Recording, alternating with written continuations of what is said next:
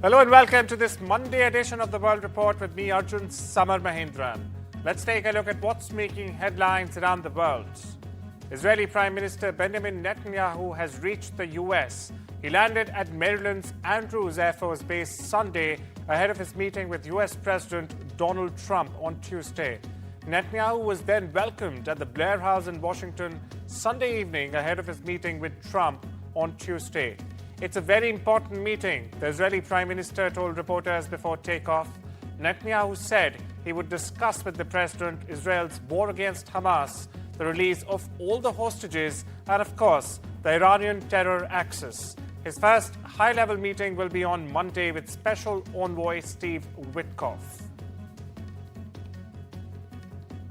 US President Donald Trump said on Sunday that the European Union is quote-unquote way out of line and suggested he would slap Europe with tariffs after he hit America's biggest trading partners, Canada, Mexico and China, with import taxes. Now, Trump also spoke to reporters at the Joint Base Andrews in Maryland on Sunday. He said the United States has been ripped off by virtually every country in the world. Listen in to what POTUS said. We have over a $300 billion deficit. They don't take our cars. They don't take our farm products. They take almost nothing. And we take everything from them. Millions of cars, tremendous amounts of food and farm products. So the UK is way out of line, and we'll see the UK, but European Union is really out of line. UK is out of line, but I'm sure that one, I think that one can be worked out. But the European Union it's an atrocity, what they've done. According to Canadian officials, Ottawa will file a World Trade Organization claim against US President Donald Trump's tariffs and also seek redress under a regional free trade deal. Ottawa also unveiled on Sunday a list of 1,256 American goods it plans to target in a first round of counter tariffs worth 30 billion Canadian dollars, or roughly 20.6 billion US dollars, starting Tuesday. The list includes cosmetics, appliances, tires, tools, plastics, furniture, coffee, wines, and spirits as well. A second round of counter tariffs could be announced in the coming weeks, when total amount of the products targeted would rise to 155 billion Canadian dollars. Mexican President Claudia Sheinbaum said Sunday that the United States is shooting itself in the foot by imposing a 25% tariff on Mexican goods entering the U.S. Take a look. Entonces, como dicen, pues están dando un balazo en el pie, porque le suben 25%, pero allá va a haber mucha afectación. Aquí también, sobre todo, si esto se mantiene, pues las empresas que están aquí pueden llegar a valorar si se quedan aquí o se van a otro lado por el 25%. US Vice President J.D. Vance said on Sunday that Denmark is not being a good ally when it comes to Greenland and its importance to America's national security. The comments come as the Trump administration doubles down in its new America First approach to diplomacy around the globe. For weeks, the administration has refused to rule out the use of military force to seize control of the Panama Canal and Greenland after declaring the U.S. control of both to be vital to American national security. U.S. Secretary of State Marco Rubio has demanded that Panama make immediate changes to what he calls the influence and control of China over the Panama Canal. The warning follows President Donald Trump's vow to retake the canal and meeting between Rubio and Jose Raul Mulino, Panama's conservative president, in Panama City on Sunday. On the other hand, Mulino told reporters he did not see a serious threat of U.S. military force to seize the canal, saying he had proposed technical-level talks with the U.S. to address Mr. Trump's concerns about Chinese influence. Now, clearly, the two men appeared to emerge from the two-hour meeting with different interpretations. Qatar's Prime Minister Sheikh Mohammed bin Abdul Rahman Al Thani on Sunday called on both Israel and Hamas to immediately begin negotiations on Phase 2 of the Gaza ceasefire deal. Speaking at a press conference in Doha alongside Turkey's foreign minister, Sheikh Mohammed stressed that the ceasefire agreement requires both parties to engage without any further delay. We started already engaging with the parties in order to define the agenda and to start engaging in those discussions. There is nothing yet clear about where are the delegations will come and when it's going to take place, but at least over the phone these discussions has started. And we hope that we start to see some movement in the next few days. And I know that it's critical that we get things rolling from now in order to get to an agreement before day 42, and it's critical also to show that there is a commitment from both sides to engage in a good faith. Iran-backed Lebanese militant group Hezbollah said on Sunday that the funeral of its longtime leader will take place on the 23rd of February, months after he was assassinated in a series of Israeli airstrikes in a southern Beirut suburb. Secretary General Naim Qassem made the announcement regarding his predecessor Hassan Nasrallah in a pre-recorded speech. It came days after a US brokered ceasefire agreement that ended the war between the Lebanese militia and Israel was extended until the 18th of February. Nasrallah was killed on the 27th of September after a series of Israeli airstrikes struck several buildings in a southern Beirut suburb. A top security aide said Nasrallah was inside the militant group's war operations room when the strikes, in fact, actually took place. Syria's Ahmad al-Shara, alias al-Julani, is in Saudi Arabia, where he met Crown Prince Mohammed bin Salman on his first foreign trip since being named president of the transitional government earlier this week. After the meeting, al-Shara said that the meeting with MBS had shown that Saudi had a genuine desire to, in fact, support Syria in building its future. The Syrian president also added that his meetings in Riyadh had included plans for cooperation in the fields of energy, technology, education, and healthcare.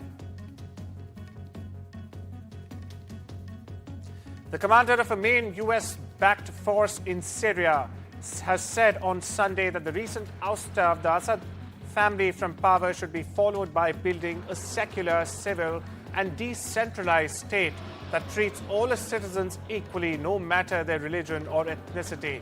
The commander of the Kurdish-led Syrian Democratic Forces, Mazloum Abdi, said in an interview on Sunday that he recently met Syria's newly named interim president, Ahmad al-Shara, in Damascus. He said the two sides are negotiating with the help of mediators to find compromises regarding Syria's future, including the future of the Kurds. Jordan's King Abdullah will meet US President Donald Trump on the 11th of February at the White House, the Jordanian state news agency reported on Sunday, following Trump's call for the transfer of Palestinians to Jordan and Egypt. Now, last week, Trump, in fact, said that Egypt and Jordan should take in Palestinians from Gaza, which he called a demolition site, following 15 months of Israeli bombardments that have rendered most of its 2.3 million people homeless. Now, critics have called his suggestion tantamount to ethnic cleansing. A group of 50 sick and wounded Palestinian children began entering Egypt for treatment through Gaza's Rafah crossing on Saturday. It's the first opening of the border since Israel captured it nearly 9 months ago. Thousands more are to follow. The reopening of the Rafah crossing represents a significant breakthrough that bolsters the ceasefire deal Israel and Hamas reached last month. Israel agreed to reopen the crossing after Hamas released the last living female hostages in Gaza. Now, Rafah is Gaza's only crossing that does not enter into Israel. Artificial intelligence heavyweight OpenAI has launched a new AI tool called Deep Research, which it said conducts multi-step research on internet for complex tasks. Now, the tool is powered by a version of the upcoming OpenAI O3 model, optimized for web browsing and data analysis. OpenAI said the users have to give a prompt, and OpenAI's chatbot ChatGPT will find, analyze, and synthesize several online sources, such as text, images, and PDFs to create a comprehensive report at the level of a research analyst. OpenAI's CEO Sam Altman has said that the tool is like a superpower and can do tasks that would take hours or, in fact, days and cost hundreds of dollars otherwise. An investigation into a Mexico-bound air ambulance crash in northeast Philadelphia continued on Sunday. 7 people were killed and 22 others injured when the jet crashed in a busy Philadelphia neighborhood. 5 people, in fact, still remain hospitalized. At least 11 homes were significantly damaged, along with some businesses as well. The air ambulance plummeted to the ground Friday evening, less than a minute after it had taken off from northeast Philadelphia airport with 6 people on board. Now, they included a girl who had spent months being treated at a city hospital. Competing claims are emerging over a deadly attack on a boarding school in Russia's Kursk region that has been under Ukrainian control for 5 months, with Ukraine and Russia accusing each other of, in fact, carrying out the strike. The General Staff of Ukraine's armed forces said Saturday night that 4 people were killed and a further 4 seriously wounded in the Russian strike, with 84 people rescued by Ukrainian servicemen from the rubble of the building. On the other hand, Russian Ministry of Defense claimed in the early hours of Sunday that it was, in fact, Ukrainian forces that had launched a missile strike on the school, saying that the missiles were launched from Ukraine's Sumy region. Serbia's powerful populist leader Aleksandar Vučić is facing his biggest challenge yet as student-led demonstrations intensified at the weekend in what was being called the Balkan countries' greatest ever protest movement. 3 months to the day after a concrete canopy collapsed at the entrance of Novi Sad's railway station, tens of thousands of protesters converged on the northern city, blockading its 3 bridges in commemoration of the 15 people killed in the accident. The tragedy has been, in fact, blamed squarely on government inaptitude and craft. Meanwhile, hundreds of voters in Ecuador gathered in the south of Quito to listen to presidential candidate for the Citizen Revolution, Luisa Gonzalez, during a campaign closing event. The crowd stood in the evening rain, motivated by her message of change and hope. On the 9th of February, Ecuador will elect its new president and vice president, assembly members, and Andean parliamentarians in the general elections. They will have to choose between 16 presidential candidates. Listen in. Vamos a trabajar juntos las familias ecuatorianas, por cambiar nuestro destino. No nos vamos a conformar. Hemos resistido tanto y vamos a resistir hasta el 9 de febrero, donde vamos a ir todos juntos a votar, todos 5, revolución ciudadana, y empieza el cambio de la patria con Luisa González, presidenta. And on Saturday, an intangible cultural heritage performance of underwater Sichuan opera Face Changing was held at Xinjiang Joy Ocean Park in Changsha, integrating the traditional Sichuan opera art with wonderful ocean world. The performer, dressed in a gorgeous costume, danced nimbly in the water while colorful fish swam among him, sending unique Spring Festival blessings to the tourists.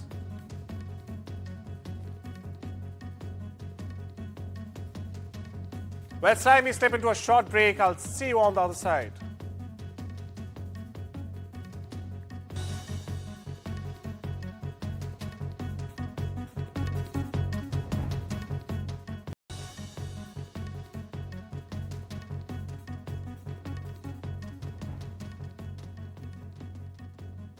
Welcome back. You're watching the World Report on NDTV.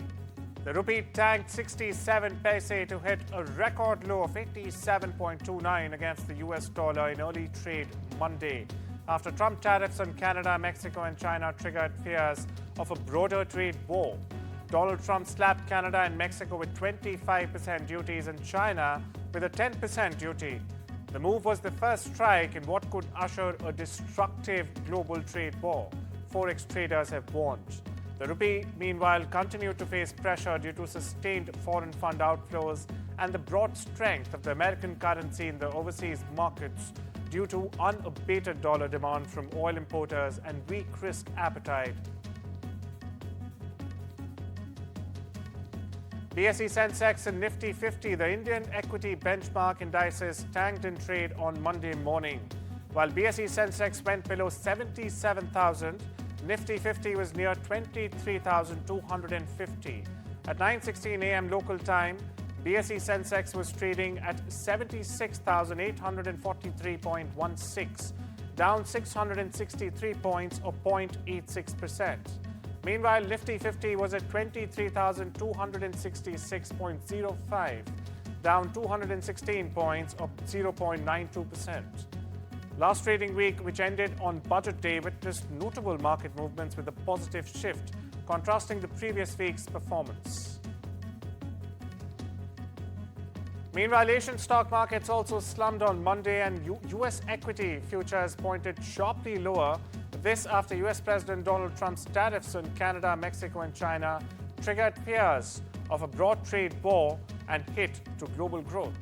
The U.S. dollar shot to a record high against the Chinese yuan, in fact, in offshore trading, and jumped to the highest since 2003, more than 22 years, against Canada's currency and the strongest since 2022 versus Mexico's peso.